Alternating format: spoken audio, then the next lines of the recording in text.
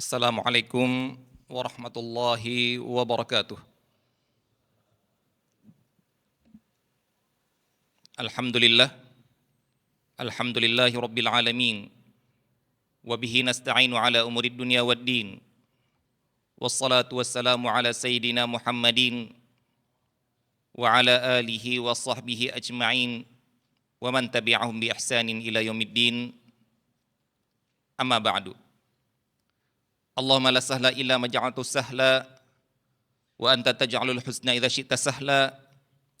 Allahumma la khaira illa khairuk wa la tayra illa tayruk wa la ilaha ghairuk.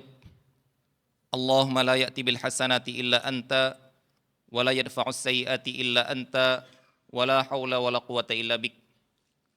Allahumma arinal haqqa haqqan warzuqna ittiba'ah wa arinal batila batilan warzuqna ijtinabah wa la taj'alhu multabisan 'alaina fanadil.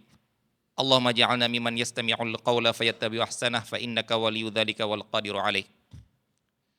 Hadirin kaum muslimin dan muslimat yang dirahmati Allah Subhanahu wa taala. Alhamdulillah, pada malam hari ini kita dipertemukan oleh Allah Subhanahu wa taala dalam sebuah majlis. Yang akan kita bicarakan dalam majlis ini salah satu hukum dari hukum-hukum Allah Subhanahu wa taala yang diturunkan kepada kita, yang disebutkan dengan jelas di dalam kitabnya, yang disebutkan dengan jelas di dalam surat An-Nisa ayat 11, ayat 12, ayat 13 dan 14, yaitu hukum yang berkaitan dengan warisan, hukum yang berkaitan dengan harta, sebagaimana nafsu manusia, jiwa manusia adalah jiwa yang tamak kepada harta. Dalam harta ini dia bisa berlaku adil, dia juga bisa berlaku zalim. Dia bisa berlaku serakah dan juga dia bisa berlaku dermawan. Maka Allah Subhanahu wa taala dalam masalah harta warisan memberikan hukum-hukum yang sudah jelas, yang dikatakan oleh para ulama bahkan hukumnya lebih jelas daripada hukum yang lain. Karena apa? Karena hukum yang lain dalam Al-Quran disebutkan secara global. Tidak ada dalam Al-Quran salat zuhur 4 rakaat. Tidak ada dalam Al-Quran membaca subhana rabbiyal a'la dalam sujud. Tidak ada dalam Al-Quran bagaimana membaca tasyahud di rakaat terakhir. Dalam Al-Quran cuma ada wa aqimus shalah, dirikanlah salat. Perinciannya di dalam hadis. Perinciannya diterangkan oleh Rasulullah sallallahu alaihi wasallam. Dalam Al-Quran secara global saja disebutkan wa atuz zakah, keluarkanlah zakat. Tidak ada perincian zakat kambing berapa ekor, zakat onta berapa ekor, zakat emas berapa gram. Dalam Al-Quran disebutkan wa atimmul hajja wal umrata lillah, sempurnakan haji dan umrah untuk Allah Subhanahu wa taala. Perinciannya dari Rasulullah sallallahu alaihi wasallam, khudhu anni manasikakum. Bagaimana cara memakai ihram, bagaimana cara memulai ihram, bagaimana cara tawaf, bagaimana cara lempar jamarat, wukuf di Arafah dan lain sebagainya. Perinciannya di dalam hadis Rasulullah sallallahu alaihi wasallam. Akan tetapi untuk ilmu waris merupakan suatu keistimewaan. Perinciannya datang langsung dari Allah Subhanahu wa taala dalam Al-Quran. Siapa yang dapat 1/2? Siapa yang dapat 1/4? Siapa yang dapat 1/8? Siapa yang dapat 1/6? Siapa yang dapat 2/3? Siapa yang dapat 1/3?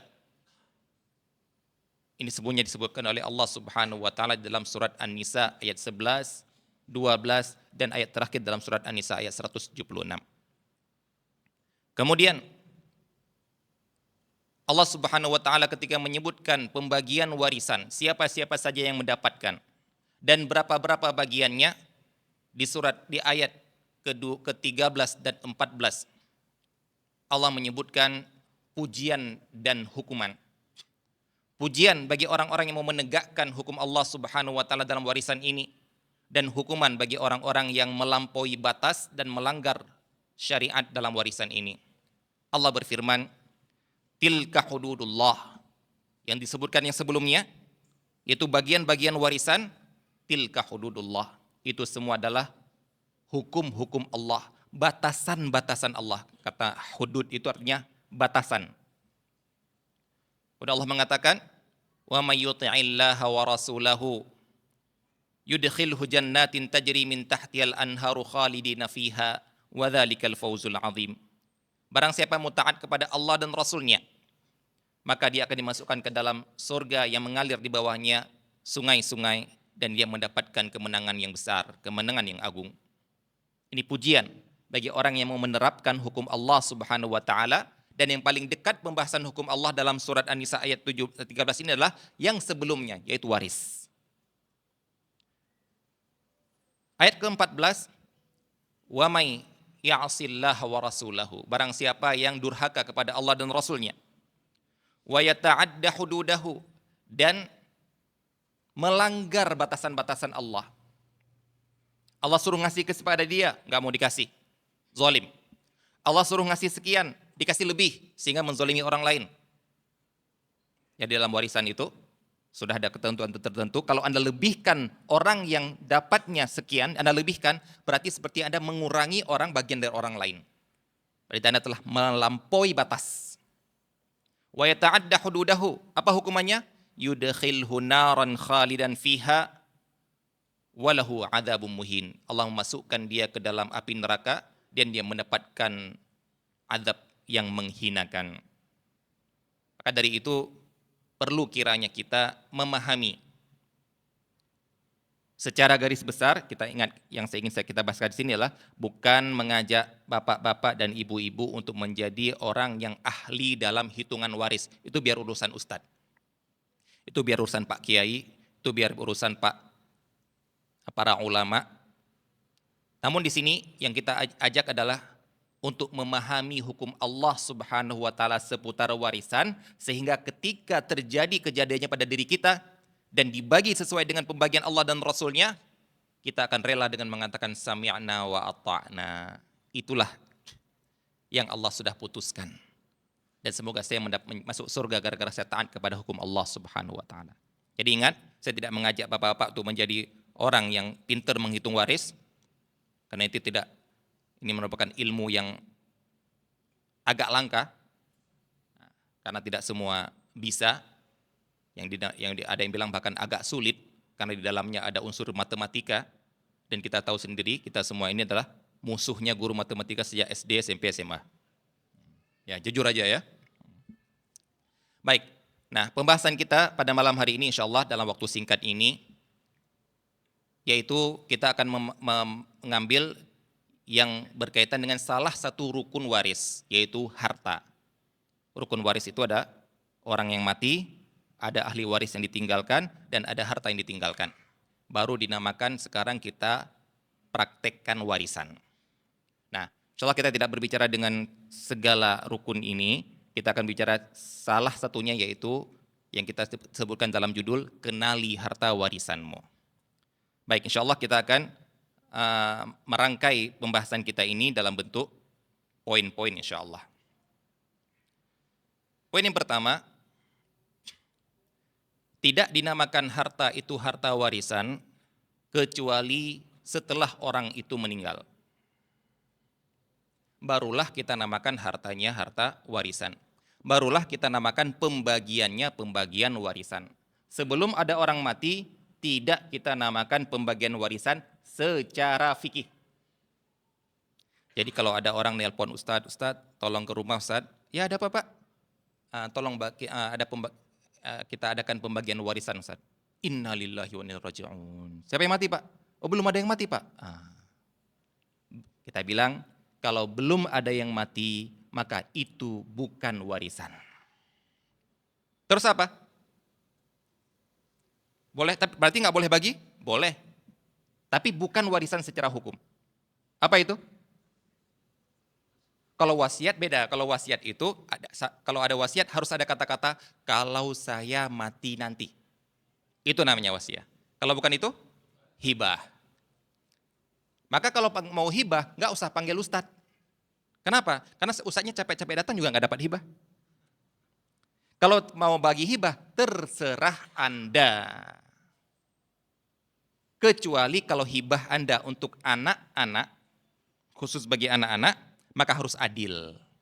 Apa maksud adil? Jangan ngasih satu, nggak ngasih yang lain. Kalau ngasih satu, harus ngasih yang lain. Walaupun kemudian para ulama berbeda pendapat, apakah 1:1 laki-laki perempuan, atau 2:1 laki-laki dan perempuan. Itu udah khilaf. Yang jelas kalau mau bagi, harus bagi rata.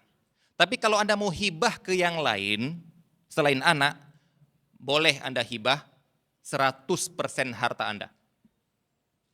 Boleh bersedekah 100% harta?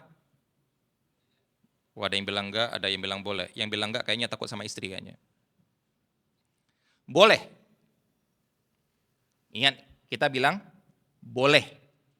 Ini berbeda masalah adalah boleh dengan tidak. Boleh.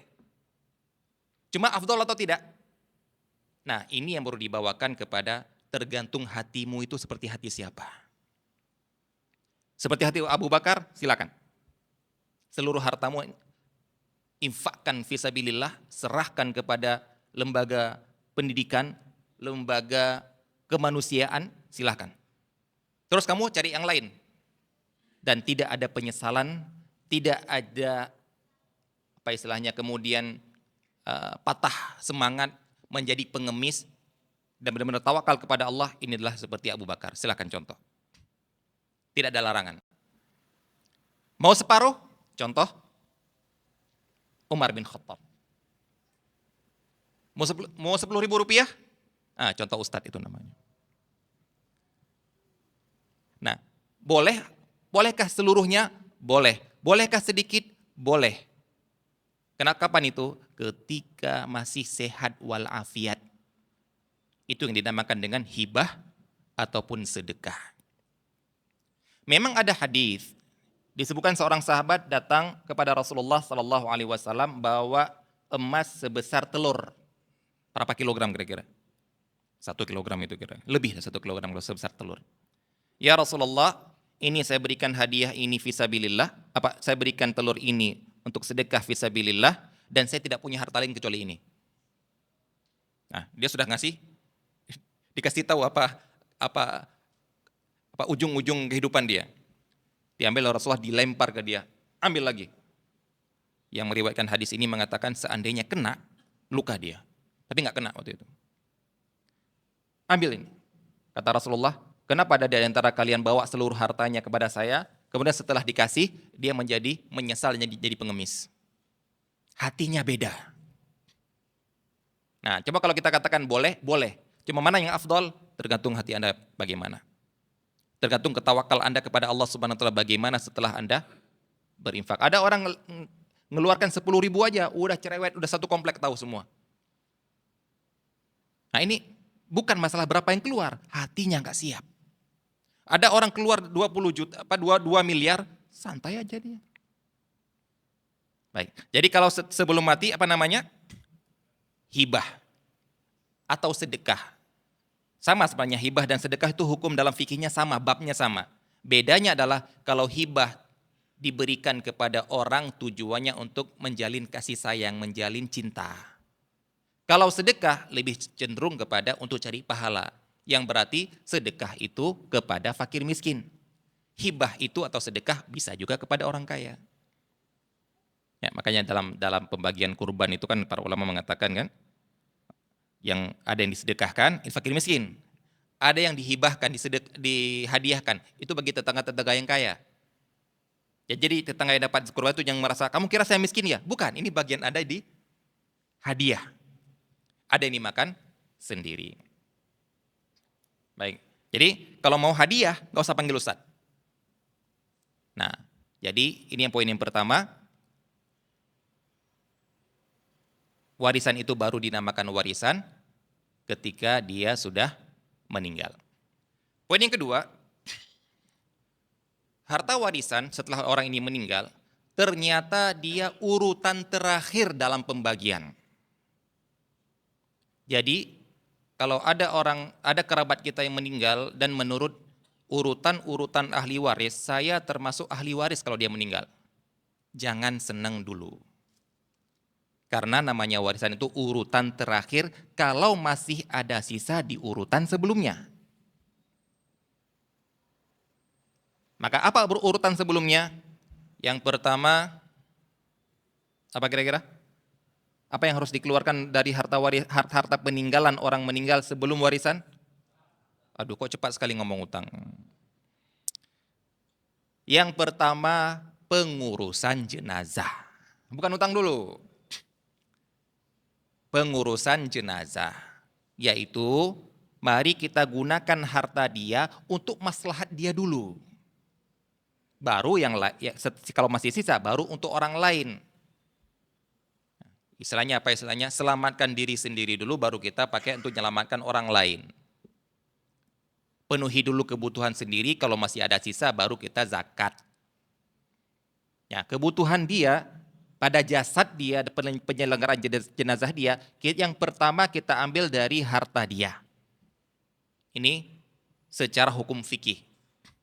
Baik, kira-kira untuk apa saja penyelenggaraan jenazah? Kafan.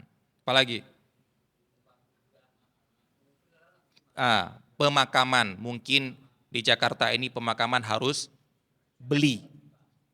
Sulit dapat wakaf mungkin, wallahu alam. Di beberapa daerah ada yang wakaf, ada juga yang harus beli.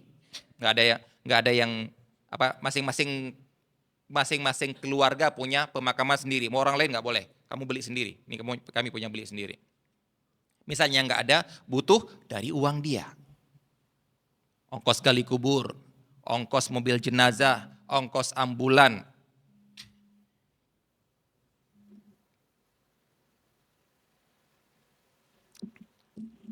Ongkos ambulan, untuk beli parfum,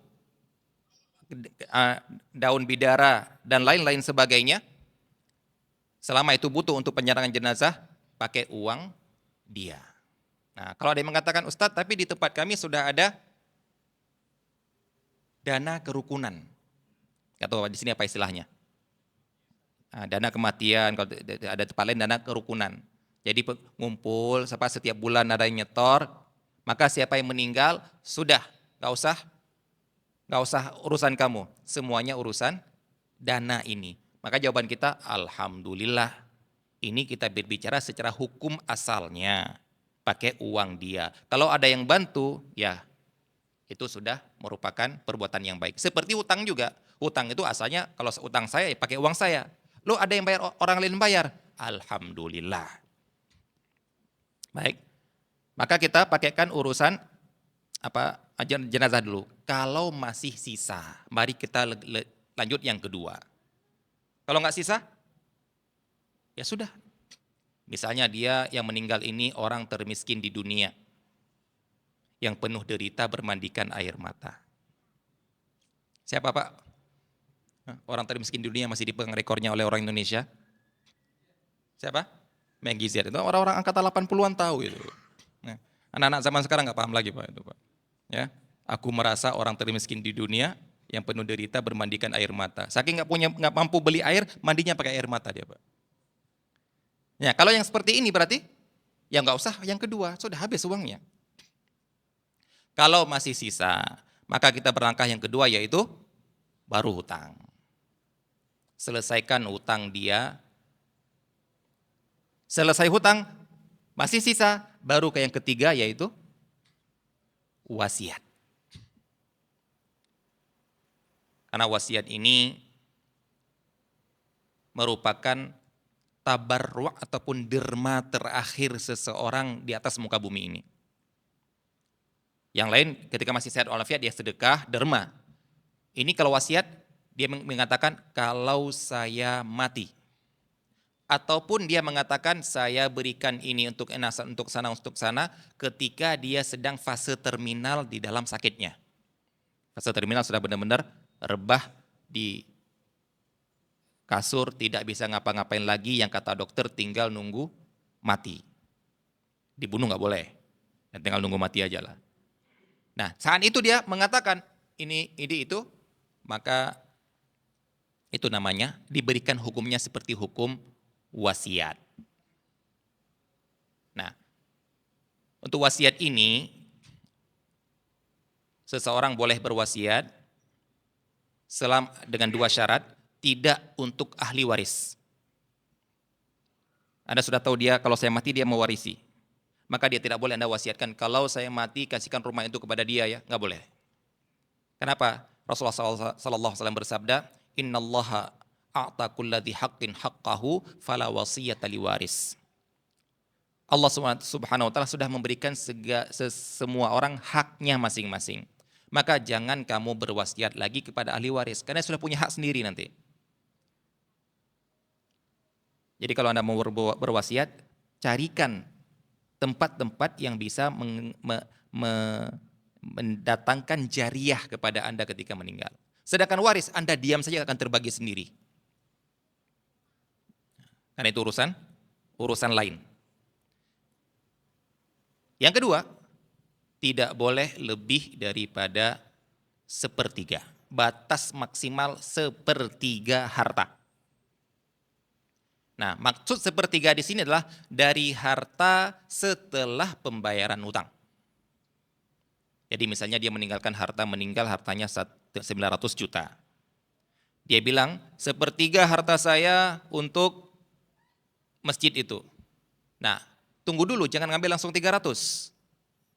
Selesaikan dulu urusan jenazah dia, selesaikan dulu urusan utang dia, ternyata sisanya cuma 600. Maka dia hanya boleh diwasiatkan 200 juta saja. Sepertiga dari setelah urusan utang. Begitu juga ini kalau dia menyebutkan angka, menyebutkan prosentase. Kalau dia menyebutkan nominal, saya wasiatkan harta saya untuk lembaga itu, dia bilang 500 juta. Nah, ketika kita hitung-hitung hartanya setelah pengurusan jenazah dan pembayaran utang, harta dia cuma sisa 600 juta. Tadi wasiatnya berapa? 500. Maka yang boleh jadikan dari 500 ini, yang boleh jadi wasiat cuma 200 saja. Kecuali yang 300 lagi kalau diizinkan oleh ahli waris. Kenapa? Karena merekalah yang akan terkurangi haknya kalau kita serahkan 500. Berarti kita minta izin dari orang yang terkurangi. Nah, bapakmu wasiatnya gini. Kalian bolehkan enggak? Enggak, ya sudah 200 saja. Kalian bolehkan enggak? Ya Bapak.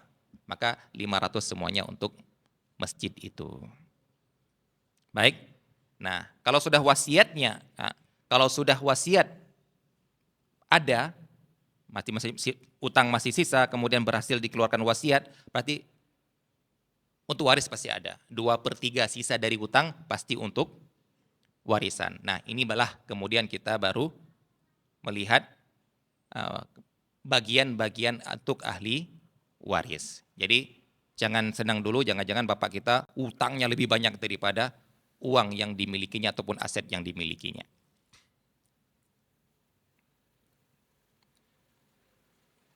Yang ketiga, poin yang ketiga berkenaan dengan harta warisan.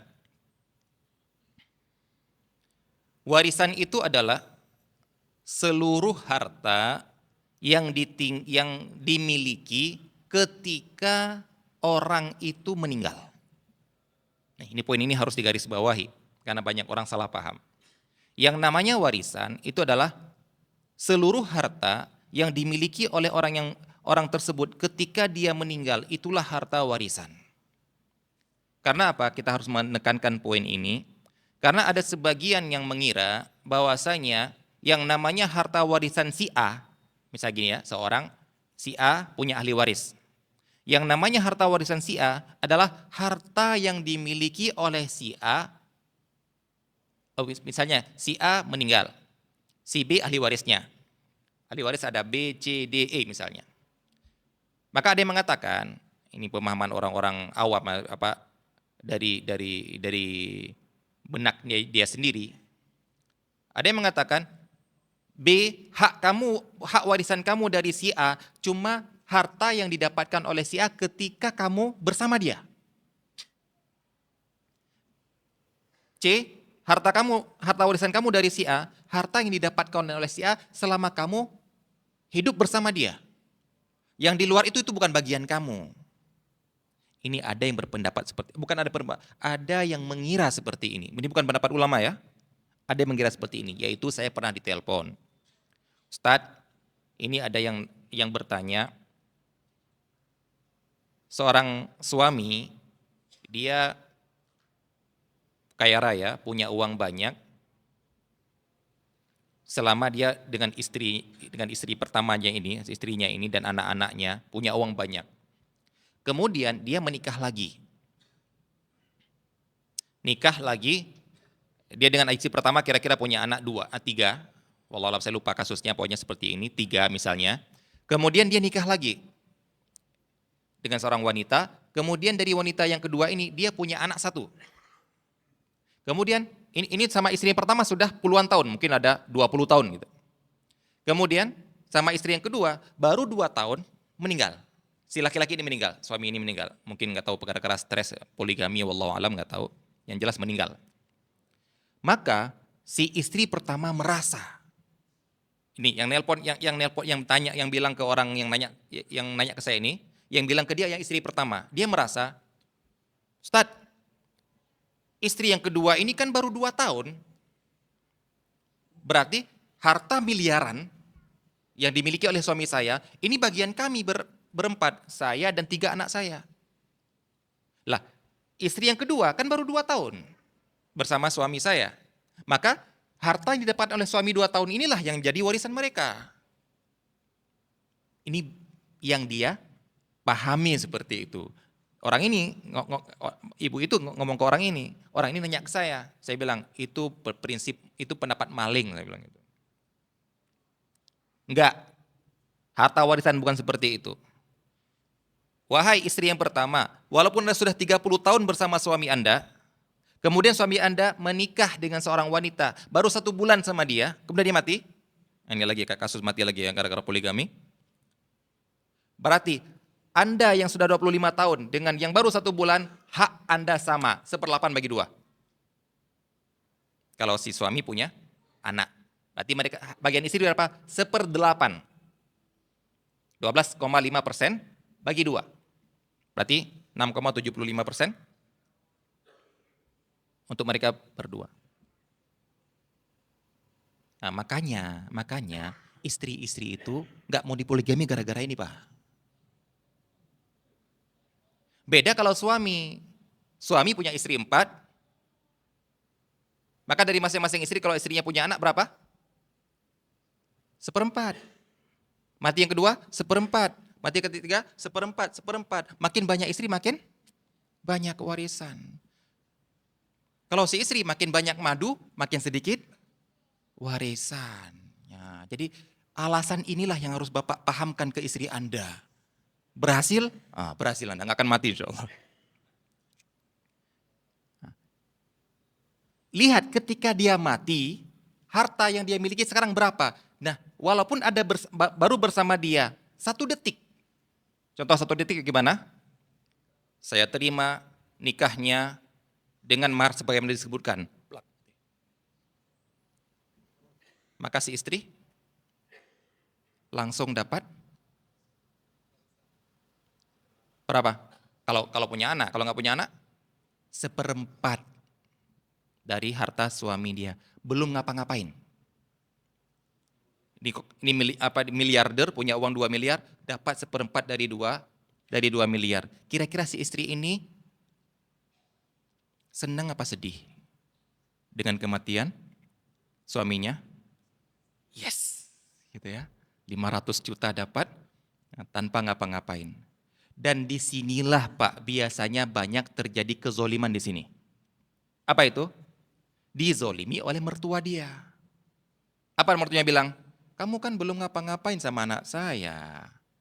Belum berkeluarga, belum bersatu rumah, belum itu. Kamu nggak dapat apa-apa. Akhirnya harta anak dia ini semuanya dikuasai oleh bapaknya. Inilah kezoliman yang besar.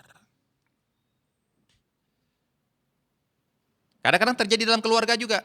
Anak yang pertama yang mengatakan, saya susah-susah sama orang tua saya.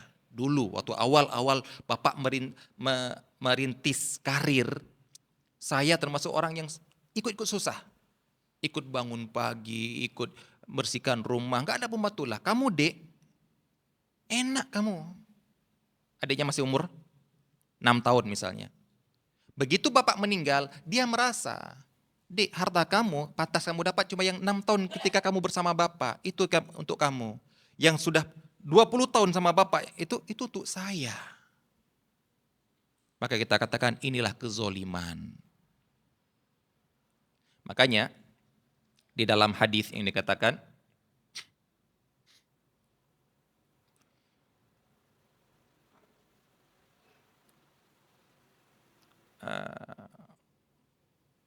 berikanlah bagian warisan kepada yang berhak, fama baqiya fali aula rajulin dzakarin. Apabila masih sisa, maka berikanlah kepada orang laki-laki yang terdekat, lelaki, disebutkan dalam hadis, ini hikmahnya, rajulin dzakarin. Sudah disebut rajul itu bahasa Indonesianya ya orang laki-laki. Kemudian disebutkan dzakarin. Dzakarin itu adalah kelaminnya laki-laki. Kenapa enggak rajul saja sudah cukup? Karena di antara hikmahnya adalah bahwasanya dalam satu tingkatan waris, misalnya anak. Baik anak yang pertama sudah umur 30 tahun, anak yang terakhir baru lahir ataupun baru umur 1 bulan, bapaknya meninggal, kalau sama-sama laki-laki, dapatnya sama. Jangan merasa saya lebih lama sama bapak, kamu buru sebentar, kamu dapat sedikit, saya dapat banyak. Tidak. Karena apa? Bagiannya sama dan harta yang jadi warisan adalah harta yang ditinggalkan terakhir kali oleh si orang yang meninggal ini. Itulah harta, dinamakan harta warisan. Ini makanya hati-hati Pak. Fitnah harta ataupun godaan harta itu sangat besar, mengundang keserakahan kita. Terkadang kita mau menguasai harta tidak akan memberikan kepada orang lain padahal dia juga berhak sama dengan kita. Ini perhatikan antara sesama saudara. Perhatikan ibu-ibu antara sesama madu. Jangan saling ada kezoliman yang terjadi, karena kezoliman kepada manusia itu lebih berat. Karena tobatnya harus ada tambah satu lagi, yaitu minta maaf. Makanya sering ada yang bertanya kepada saya, Ustadz, kami dulu bagi warisan itu tidak sesuai dengan syariat. Udahlah bagi-bagi aja sudah terserah kita. Terus gimana Ustadz?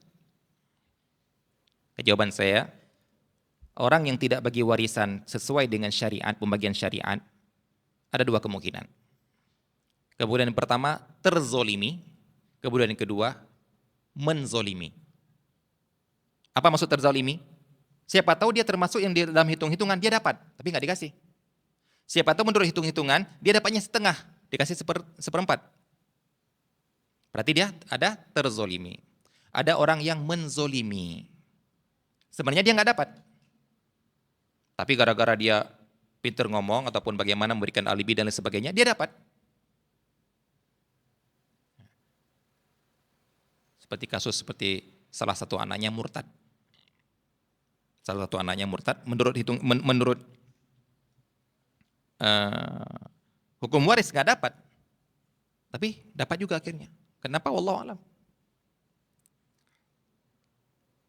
Nah, atau yang menzolimi. Nah, kalau yang terzolimi, jalan keluarnya 2.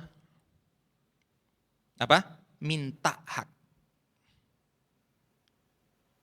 Yang kedua, memaafkan. Yang menzolimi, jalan keluarnya juga 2.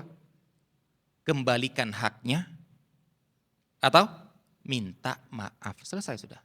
Karena apa ini? Karena ini adalah hukum sesama manusia. Ngambil hak orang lain. Anda mau banyak tahajud pun akan tetap dituntut di hari kiamat. Ya. Koruptor misalnya, tahajud, puasa Senin Kamis, tapi uang korupsi nggak dikembalikan. Ya kita akan tuntut bareng-bareng nanti di akhirat insyaAllah Pak. Ya. Itu urusan kamu banyak ibadah, urusan kamu dengan Allah. Hak kamu dengan hak kami yang kamu ambil, kami akan tetap tuntut di akhirat. dan itu berhak. Baik. Nah, ini yang harus diperhatikan, jangan sampai ada kezaliman di antara kita, yaitu harta warisan adalah harta peninggalan terakhir yang dimiliki, walaupun simpanan 20 tahun yang lalu, simpanan 30 tahun lalu, dari awal dia kecil dia masih tersisa, inilah yang dinamakan dengan harta warisan.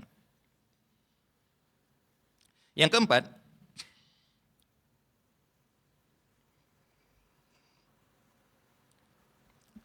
harta warisan yang ditinggalkan oleh orang yang meninggal tadi, ketika dia mati, baik itu banyak ataupun sedikit, semua harta warisan. Jadi terkadang kita hanya menganggap warisan itu adalah tanah, kita menganggap harta warisan itu ya rumah, uang tabungan, mobil, properti, dan lain sebagainya.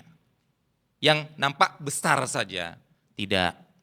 Bahkan polpen, sendal yang ditinggalkan oleh bapak Anda, buku, apapun yang tinggal itu yang itu adalah ketika hidup itu punya bapak. Walaupun tanaman, janda bolongnya misalnya gitu. Apalagi yang lain itu ikan koinya, ikan lohannya, itu semua warisan. Bahkan para ulama ketika membahas masalah memandikan jenazah, itu ketika ada orang meninggal yang belum dimandikan, maksudnya meninggal tengah malam, kita nunggu ustadznya datang untuk dimandikan besok pagi misalnya, maka dianjurkan persendiannya itu kalau masih bisa, tapi kalau sudah keras nggak boleh, taklak nggak boleh, haram. Mematahkan tulang orang ketika sudah mati itu seperti mematahkan orang yang masih hidup. Ya. Tapi masih lentur. Kenapa? Agar ketika dimandikan besok, bajunya masih bisa dicopot. Jadi para ulama ketika mengatakan itu enggak langsung dipotong. Kita kan langsung kan, oh mau dimandikan, kira-kira potong kan? Nah, itu bukan punya dia lagi, Pak. Baju yang dipakai oleh orang meninggal ini, baju ahli waris. Jangan sampai Anda bilang, dia nggak butuh lagi kok. Memang bukan punya dia lagi, bukan dia nggak butuh lagi kok, potong aja. Nah, kita kan bukan merusak ini harta seseorang, ini kan dia nggak butuh lagi. Enggak, begitu dia meninggal, baju ini milik ahli waris. Nah, walaupun terkadang sesama kita ahli waris, barang-barang yang sepele ini, yang remeh ini, kita tidak peduli. Sehingga, ini gimana baju-baju bapak ini, baju-baju kaos bapak, baju-baju batik bapak, udahlah kasihkan aja lah, sedekahkan aja, nggak ada yang rebut ini. Polpen bapak, gimana? Kenapa nggak ada berebut Pak? Mungkin karena nggak tahu harga aslinya, mungkin nggak tahu karena harga klasiknya itu. Tapi yang jelas kita katakan itu semua adalah harta warisan. Sebagaimana firman Allah Subhanahu wa taala, "Lirrijali nasibum mimma tarakal walidani wal aqrabun, walin nisa'i nasibum mimma tarakal walidani wal aqrabun, mimma qalla minhu aw katsur, nasiban mafruḍa." Surat An-Nisa ayat 7. Orang laki-laki berhak mendapatkan bagian dari peninggalan kedua orang tuanya dan kerabatnya. Perempuan juga berhak mendapatkan warisan dari orang tuanya yang meninggal dan kerabatnya, baik yang ditinggalkan itu mimma qalla minhu au katsur, baik yang ditinggalkan itu sedikit ataupun banyak. Dan di antara hukum wasiat itu ada kalanya wasiat itu makruh. Kapan wasiat itu makruh? Yaitu wasiatnya orang miskin yang hartanya sedikit dan punya ahli waris yang butuh. Sudah hartanya sedikit, miskin ya, sudah hartanya sedikit, dia punya anak-anak yang masih miskin juga butuh. Diwasiatkan lagi. Kita katakan sah wasiatnya sah, cuma makruh. Kenapa makruh?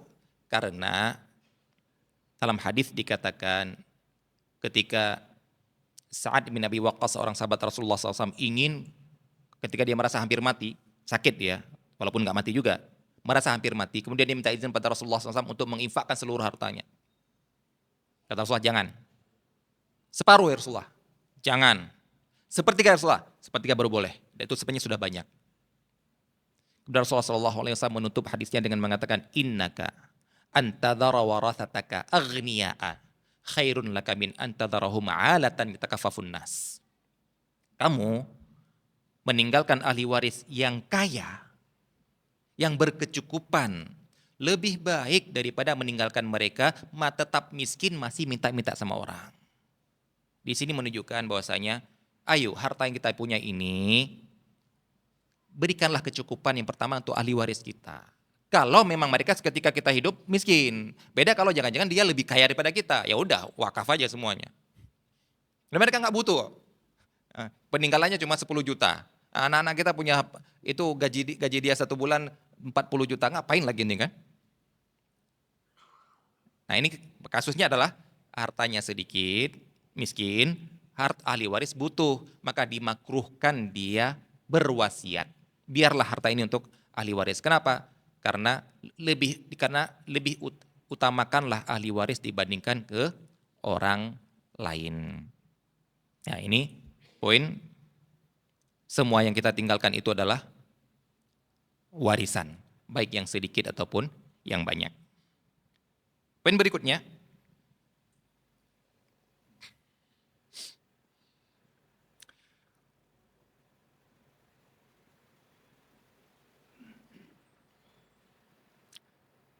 harta warisan itu berpindah kepada ahli waris secara otomatis. Harta warisan berpindah kepada ahli waris secara otomatis. Ini saya yang ngartikan Pak ya dalam bahasa Indonesia, walaupun secara bahasa Arab dinamakan adalah jabron ataupun qahran. Ya kalau kita artikan reterleknya secara terpaksa. Jadi berpindahnya dari orang mati kepada ahli waris, dia punya 5 orang ahli waris, dia mati, berpindahnya harta dia kepada ahli waris ini jabron, secara terpaksa. Kalau saya artikan secara otomatis. Apa lawan otomatis Pak? Untuk yang hal ini, jangan pakai motor dia bilang nanti manual nanti. Apa lawan jabron? Kalau bahasa fikihnya jabron, ikhtiaran. Itu lawannya adalah berpindahnya harta secara sukarela, yang dinamakan dengan ridho. Jadi harta yang Bapak punya nggak akan sah saya miliki kalau Bapak nggak ridho. Yang antum miliki, kalau antum nggak ridho ngasih ke saya, haram saya pakai, haram saya ambil. Tapi untuk warisan tidak butuh ridho orang yang meninggal. Detik ini dia meninggal, detik ini harta itu berpindah kepada ahli waris, walaupun dia tidak ridho. Ini, jadi lawan jabron adalah ikhtiaran. Lawan otomatis yaitu akad. Ada harta yang boleh berpindah daripada Anda kepada saya secara halal, itu harus dengan akad. Namanya akad harus ada ridho, jual beli, hibah, hadiah, wakaf, itu namanya ada akad antara kita. Syarikah, itu ada akad saya dengan Anda. Kalau nggak ada akad, haram saya pakai. Dan namanya akad harus ada ridho. Nah kalau otomatis tanpa akad, detik ini Anda mati, detik ini harta Anda berpindah kepada ahli waris. Nah ini yang kita praktekkan dalam kehidupan kita, yaitu orang-orang yang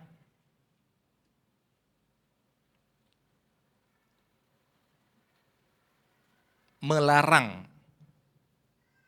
salah satu ahli warisnya untuk mewarisi dia. Mungkin ada orang-orang misalnya saking marahnya sama anaknya, saya bilang, kalau kamu tetap seperti itu, Bapak akan keluarkan kamu dari daftar ahli waris. Bapak nggak ridho kamu menafkahi. Bapak nggak ridho kamu mewarisi harta Bapak dan diumumkan di anak-anak dia yang lain. Anak-anakku, saksikan kata-kata bapak. Dia ini nggak bapak ridhoi, haram kamu untuk mewarisi harta bapak.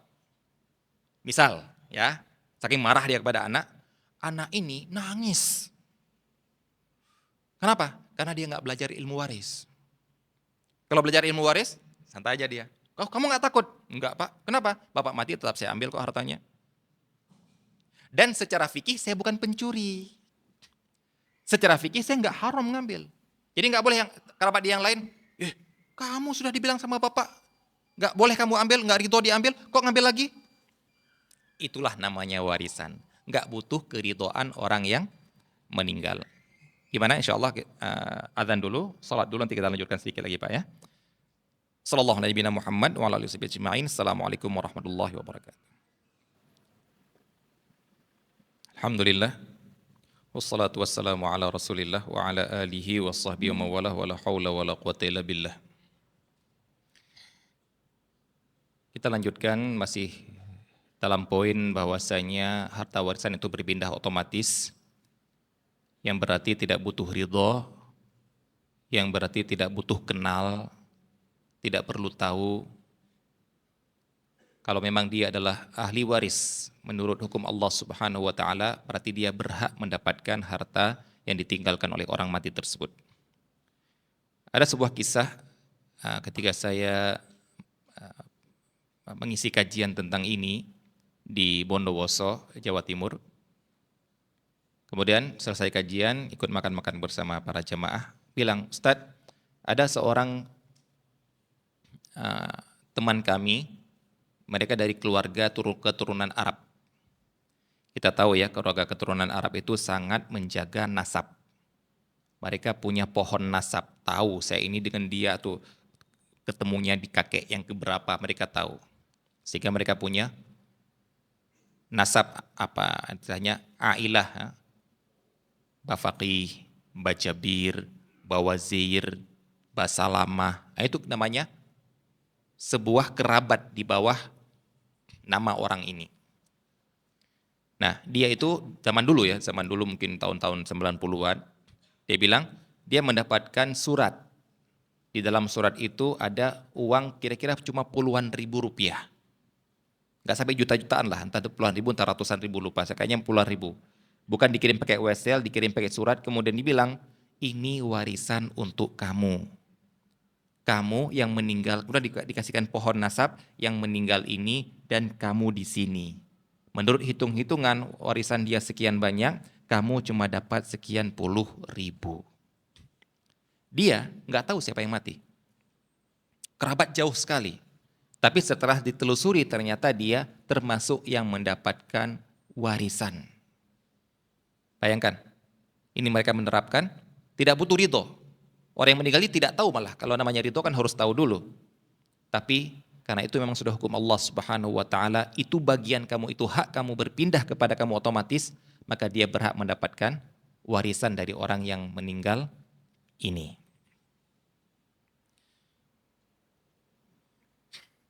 Yang berikutnya adalah, poin yang berikutnya, yang membagi warisan itu adalah Allah Subhanahu wa taala. Tadi sudah kita bilang, warisan gak perlu ridho orang yang mati ini. Mau dia ridho atau tidak ridho, dia berhak mendapatkan warisan. Karena apa? Kita lihat poin berikutnya. Karena yang bagi warisan itu Allah Subhanahu wa ta'ala. Siapa yang dapat, siapa yang tidak, Allah yang bagi, Allah yang tentukan. Berapa yang didapat? Siapa dapat sepertiga, siapa dapat seperenam, siapa dapat seperdua? Allah Subhanahu wa ta'ala yang menentukannya. Nah, ini, mari kita lihat tadi dari urutan-urutan tadi, ketika sehat walafiat, itu harta sepenuhnya kita yang kuasai.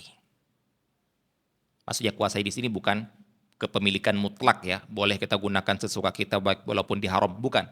Kita yang kuasai boleh kita gunakan sesuka kita selama masih dalam koridor syariat. Ketika kita masih sehat walafiat. Mau sedekah semuanya, terserah.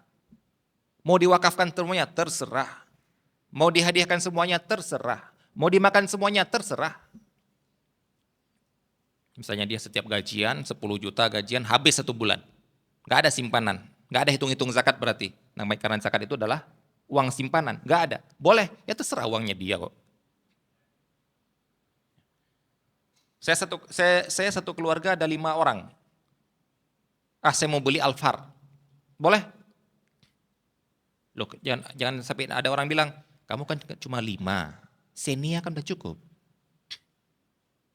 Ngapain beli Alphard? Kita jawab, uang saya kok. Terserah saya mau pakai beli apa. Selama koridornya adalah koridor syariat, tidak ada israf di dalamnya. Tidak ada sesuatu yang melampaui batas. Tidak ada dalamnya sesuatu yang mubazir, silahkan. Selama dalam masalah mubah. Saya mau pakai sendal, butuh sendal. Kan yang 40.000 kan udah cukup. Kenapa harus beli yang 400.000? Ya kenapa emangnya? Ini yang ditanya oleh para sahabat ketika Rasulullah SAW bilang, La yadkhulul jannata man kana fi qalbihi mithqalu dzarratin minal kibr. Tidak akan masuk surga orang yang di hatinya ada 1 biji zarrah kecil, benda yang sangat kecil sekali dari kesombongan. Para sahabat langsung bayangannya, waduh kita ini sombong ini. Karena bayangan mereka, kalau baju saya lebih bagus daripada baju teman saya sombong. Kalau sendal saya lebih bagus daripada sendal saya, ini sombong. Jadi para sahabat melakukan itu. Gak semua sahabat tuh sama semua baju sepatunya, enggak. Ada yang lebih mahal, ada yang lebih bagus. Nah, kita tahu kan, ono harga, ono rupo ya. Ada harga ya ada tampang gitu. Para sahabat tanya, ya Rasulullah, kami ini pingin kalau baju kami lebih bagus daripada baju teman. Sendal kami lebih bagus daripada teman. Jangan-jangan itu sombong ya Rasulullah, gak masuk surga berarti. Oh bukan itu, kata Rasulullah. Kalau itu keindahan, Allah suka keindahan. Sombong itu adalah, barulah diberikan definisi sombong. Sombong itu batrul haqqi wa ghamtun nas. Menolak kebenaran dan meremehkan manusia. Kalau baju kita lebih bagus daripada baju orang lain, belum dinamakan sombong. Tapi kita ngejek baju orang lain yang jelek, itu baru sombong.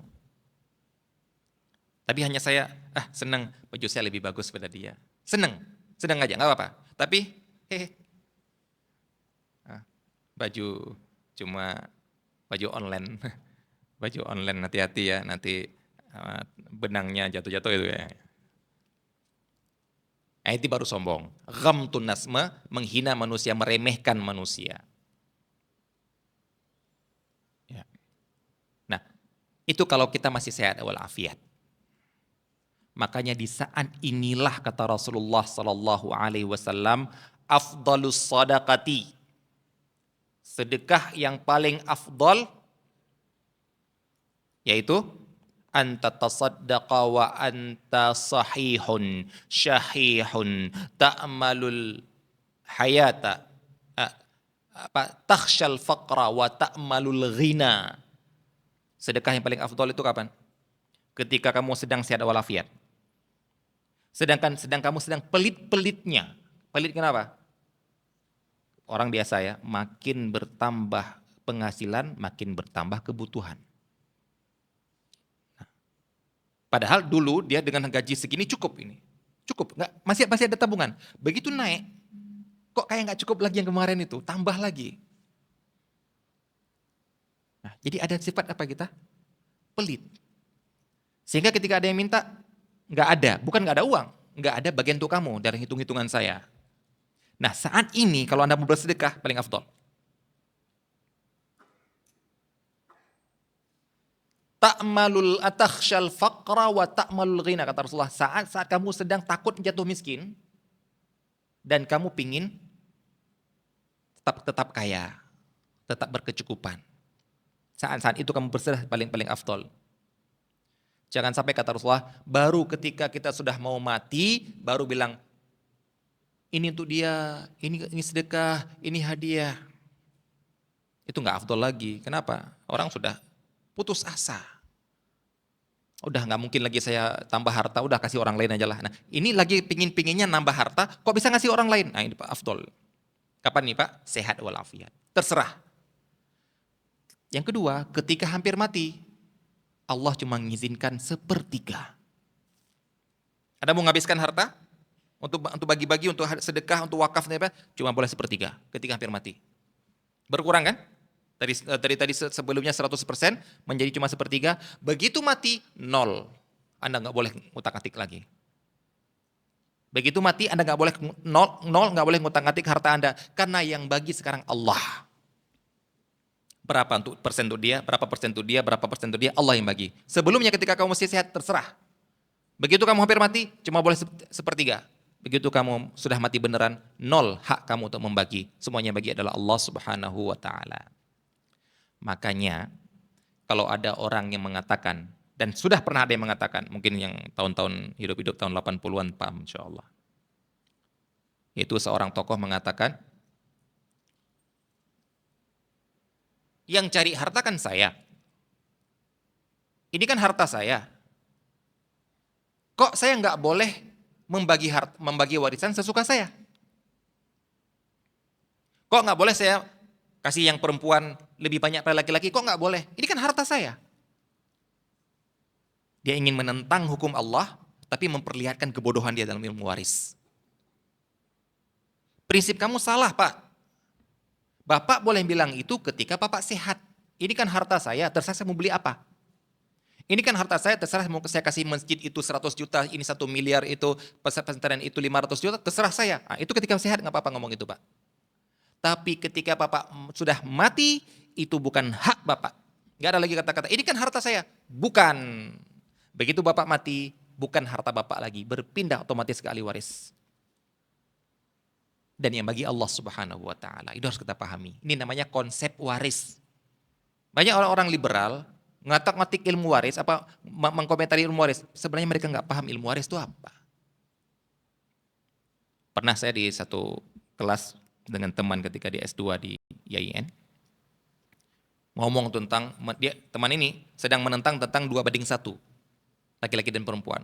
Ya, ini nggak adil ini. Saya tanya, kamu tahu nggak bahwasanya saudara laki-laki, antara laki-laki, saudara seibu, antara laki-laki dan perempuan dapat bagiannya sama, bukan 2:1. Dia bilang apa? Yang benar. Dalam hati saya, ya Allah, berarti dia nggak paham ilmu waris.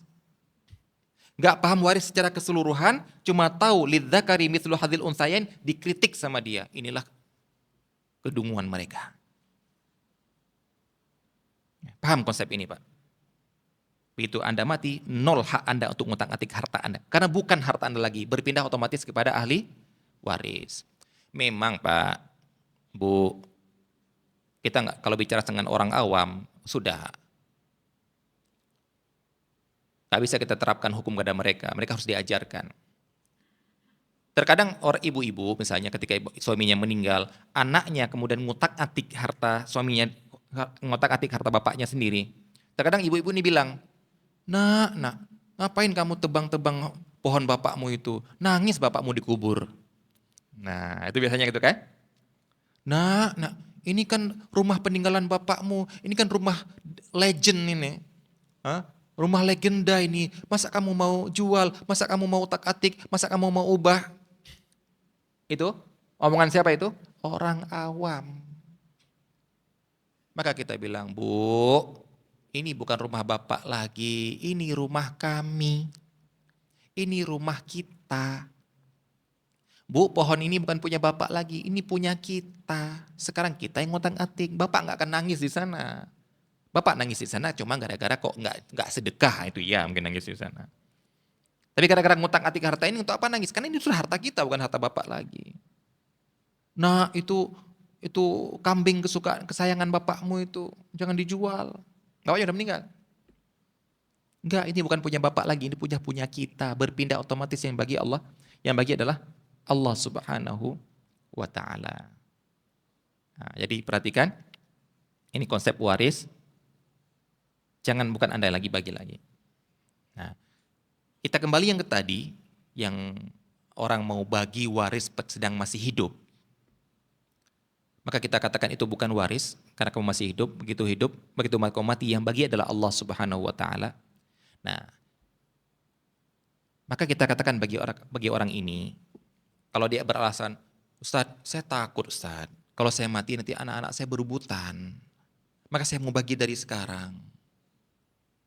Maka kita katakan pada dia, kalau begitu, yang kamu bagi itu bukan harta. Ya, yang kamu bagi itu bukan harta. Bukan harta, tapi yang kamu bagikan adalah prosentase. Jadi kalau kamu mau, panggil notaris. Misal kita katakan mau lebih kuat hukumnya, panggil notaris. Maka bilang, kalau saya mati dan kalian masih hidup, harus ada kata-kata itu Pak. Kalau saya mati dan kalian masih hidup. Karena kalau mereka duluan mati, itu bukan ahli waris lagi. Duluan mati anak yang pertama.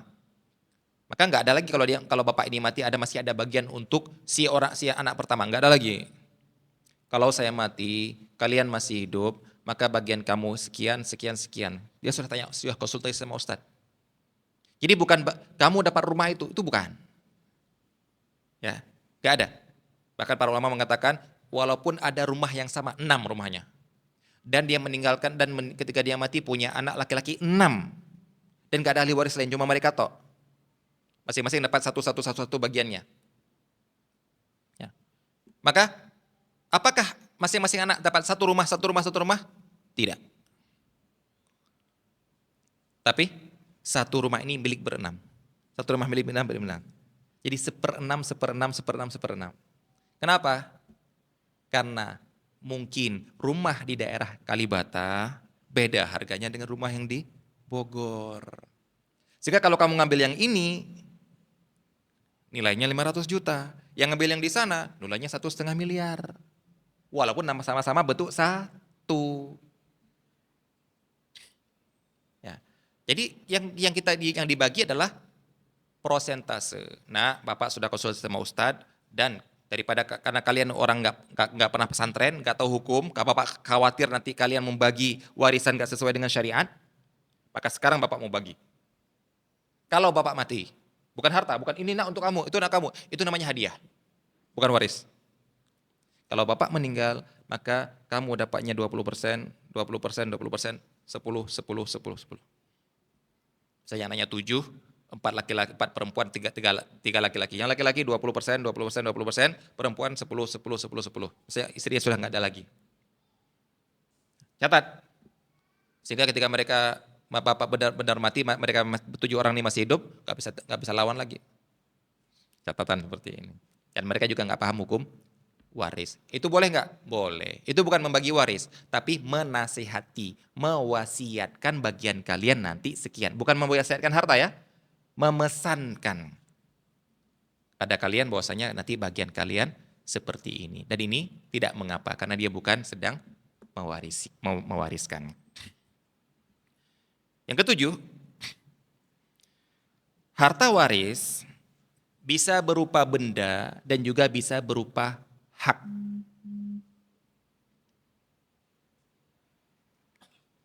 Benda jelas ya, rumah, properti, mobil, uang yang di rekening, itu jelas. Apa contoh harta warisan berupa hak? Hak laki-laki dengan hak perempuan tinggi mana Pak? Tinggi hak laki-laki. Cuma satu golongan yang mengatakan lebih tinggi hak perempuan. Siapa Pak? Golongan mana yang mengatakan hak perempuan lebih tinggi daripada hak laki-laki? Tukang sepatu Pak.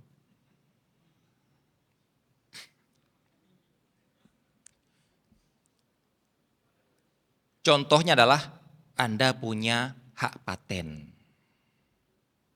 Anda punya hak atas kekayaan intelektual yang dipakai oleh perusahaan penerbangan itu, yang setiap produk yang dikeluarkan Anda mendapatkan royalti setiap produk 1 miliar. Baik, harga satu paten itu. Begitu terus, produk lagi 1 miliar. Anda meninggal, maka yang 1 miliar itu juga didapatkan oleh ahli waris. sesuai dengan bagian warisan mereka. Yang mengeluarkan itu tetap harus membayarkan kepada ahli waris. Jangan, kan dia sudah mati, berarti sekarang kita nggak bayar lagi. Haram. Itu hak dia. Nggak boleh ngambil hak orang lain. Ya. Saham. Seperti itu juga, Bapak punya 5 lot saham. Ketika bagi dividen dapat. Sekarang Bapak udah meninggal, maka kita juga dapat. Tapi sesuai dengan warisan. Itu hak. Nama merek. Paten nama merek ya. Nama merek juga adalah sebuah harta. Bahkan bukan terkadang, biasanya merek itu lebih mahal daripada aset fisik. Satu pabrik susu nilainya sekian triliun, tapi merek bahkan mungkin lebih mahal. Kenapa? Anda mau beli pabrik saya silakan beli. Kalau masih bikin merek baru, sulit laku kan? Ambil merek saya yang dulu. Nah, mau beli nggak? Kalau Anda cuma beli pabrik, beli, saya bikin pabrik lain, merek masih punya saya. Meninggal orang ini, namanya dimiliki oleh ahli waris. Mau dipakai, mau dibeli, mau digunakan, royalti dapat terus. Itu hak. Begitu juga dengan piutang. Piutang seorang yang meninggal, maka debiturnya harus tetap melunasi ke ahli waris. Gak ada namanya hutang itu kalau mati udah lunas, enggak ada. Tetap harus mencari ahli waris. Dan ahli waris berhak menagih. Dan debitur wajib membayar. Nah sekarang yang jadi pertanyaan adalah, apakah hutang diwariskan? Kalau tadi piutang ya, Bapak punya utang 500 juta. Ketika Bapak meninggal, nggak punya apa-apa lagi, sudah habis untuk berobat, nggak punya apa-apa lagi. Kita katakan nggak punya apa-apa, bukan berarti nggak ada ya. Kalau dikumpulkan hartanya cuma ada 5 juta. Kita bayarkan utang 5 juta, masih ada sisa utangnya 495 juta. Baik, anaknya kaya-kaya. Pertanyaannya, wajibkah anak membayarkan utang orang tua? Tidak wajib. Ini kalau kita ngomong wajib atau tidak. Kalau kita ngomong orang itu berhak menagih atau tidak. Dia datang ke keluarganya, Bapak kalian punya utang. Iya kami tahu Bapak kami punya utang, pernah ditulis, pernah tahu. Tapi Bapak kami meninggal gak punya harta apapun. Oh kalau begitu kalian harus membayar utang orang tua kalian. Bagi sesuai dengan warisan kalian. Kamu bayarnya 100 juta, kamu bayarnya 150 juta, kamu bayar. Kalau enggak saya laporkan kalian ke pengadilan. Boleh enggak Pak? Nah ini maksudnya, bolehkah dia menagih? Kalau kalian enggak bayar berarti kalian zolim, berarti kalian boleh saya laporkan kepada kepada pengadilan, ataupun saya enggak boleh menagih. Gimana Pak? Enggak boleh menagih. Utang dibawa mati. Maksudnya tanggung jawabnya akan terus di alam barzakh kalau belum ditunaikan di dunia. Maka kata Rasulullah SAW, nafsul mu'min mu'allaqatun bidainihi hatta yuqda anhu. Jiwa seorang mukmin terkatung-katung, tersiksa dalam alam barzakhnya gara-gara ada hutang yang belum dibayar. Ini menunjukkan bahwasanya orang mati, hutangnya nggak berpindah ke ahli waris. Kalau utang adalah warisan, maka setiap orang mati otomatis nggak punya utang, karena warisan berpindah secara otomatis kita bilang warisan berbeda otomatis. Kalau kita bilang utang adalah warisan, maka setiap orang mati nggak punya utang. Sebagaimana setiap orang mati nggak punya harta lagi, setiap orang mati kalau kita bilang menjadi warisan nggak punya utang karena berpindah kepada ahli waris, dan itu tidak benar. Bahkan para ulama mengatakan memberi zakat untuk orang tua nggak sah. Kalau kita beri zakat statusnya sebagai fakir miskin. Karena kalau orang tua miskin dan kita kaya, kita wajib nafkahi. Jangan sampai orang tua juga miskin, nggak boleh. Tapi ada orang Membiarkan orang tua miskin, nanti kalau ada zakat tahunan, dikasih ke orang tua. Nggak sah. Nah, cuma kalau orang tua punya utang, di luar nafkah ya. Beda kalau orang tua berutang untuk nafkah, Anda yang salah itu. Di luar nafkah, dia berutang sesuatu kebutuhan yang lain. Maka Anda boleh membayar utang, memberi zakat kepada untuk orang tua Anda sebagai statusnya gharim. Gharim, bukan miskin. Karena alasannya apa? Karena utang orang tua tidak wajib dibayarkan anak. Sedangkan nafkah orang tua wajib dinafkahi oleh anak kalau orang tuanya tidak mampu. Itu konsekuensinya seperti itu, Pak. Jadi antara zakat, nasab, nafkah, waris itu sangat erat kaitannya. Jadi yang namanya harta warisan itu bisa berupa benda, bisa berupa hak. Yang berikutnya, harta bersama ini dinamakan dengan harta syarikat. Maka yang bila salah satu syarikatnya ini, partnernya ini meninggal, maka yang diwariskan kepada ahli warisnya partner ini adalah bagian dari hak kepemilikan dia dari benda tersebut. Kita contohkan. Saya dengan Bapak beli rumah ya. Beli ruko. Ruko harganya 700 juta. Bapak nggak punya uang 700 juta, akhirnya Bapak 350, saya 350. Ya, separuh-separuh. Kemudian kita beli ruko. Ruko ini milik siapa? Milik kita berdua.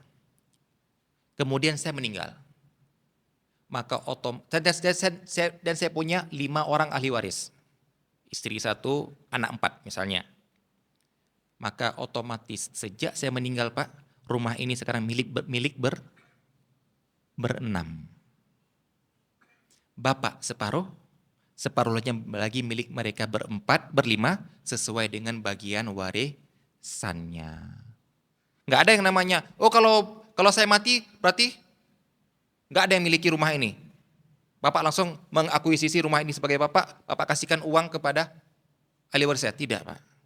Itu nanti prosesnya, proses damai-damai gimana cara bagi.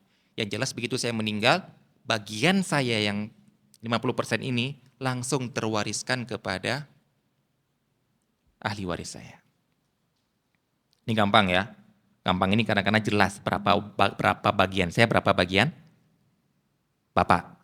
Yang jadi masalah adalah yang ini insya Allah saya yakin Bapak semua melakukannya. Yaitu rumah yang dibangun oleh suami dan istri. Ya, nah ini hati-hati Pak. Kenapa hati-hati? Rumah bangun antara suami dengan istri. Suami punya penghasilan, istri punya penghasilan.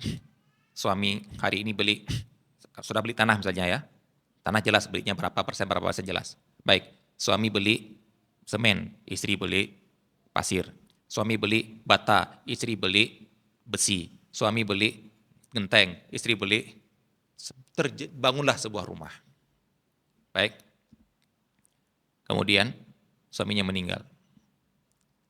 Berapa persenkah dari rumah ini yang dibagikan tuh ahli warisnya laki-laki ini? Karena yang namanya ahli waris laki-laki bukan hanya anak ya, orang tuanya. Bahkan kalau dia nggak punya anak laki-laki, saudaranya, iparnya yang perempuan. Pertanyaannya sekarang, berapa persen dari rumah ini punya laki-laki ini yang akan diwariskan kepada ahli waris laki-laki? Wallahu a'lam. Sehingga ini yang paling banyak ditanyakan.